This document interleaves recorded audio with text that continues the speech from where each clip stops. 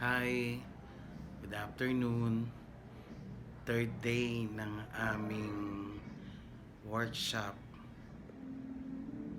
about refinement of policy on safe use of technology in teaching learning. Na-finalize na sa refinement ang policy. Una, yung rationale, medyo apat na grupo ang gumawa noon.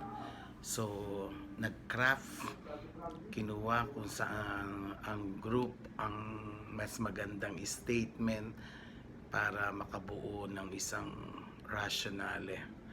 At napag-agrihan naman ng mga tawag natin dito ng ating mga refiner kung ano yung mga dapat at hindi dapat na mangyayari.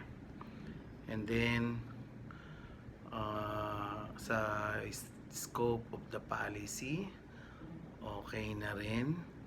Ganun din, syempre medyo a little statement lang siya, kaya madali namang na i-refine yung statement. Then yung pangatlo, definition of term.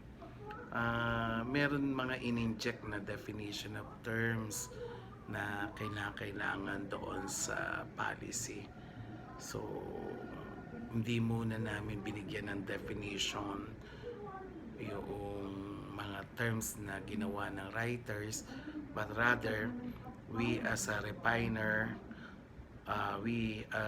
refiners of the policy, during our workshop, we inject some terms and we define the terms according to the use in the paragraph operationally defined.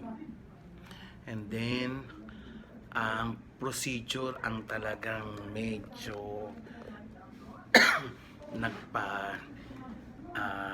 medyo mahirap sa amin, dahil kasi yung ginawa ng writer nga bulletin, detailed siya, kaya dapat i-detailed. So natuwa naman kami dahil may paghahanguan na kami doon sa ginawa ng writer. So tama naman, napagkasunduan nung nagpe-present ang bawat grupo, nag-i-input na rin, kaya tinignan namin kaninong mga group yung medyo akmang-akma doon sa procedures.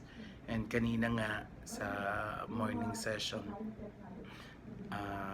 as facilitator si Ma'am Ruby ng Mimaropa.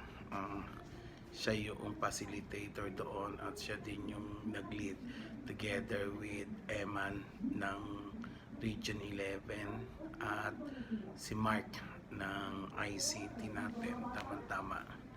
Meron ngang nabubuong lab team doon. Maganda yung pagkakabuo ng team ngayon dahil hindi pressure yung mga validator. Kumbaga, as is, kung ano yung gusto mo, walang mga, syempre hindi naman nawawala yung kontrahan, pero sa isang banda na-justify naman kung bakit yun yung sinasabi at bakit yun yung dapat gawin, kaya medyo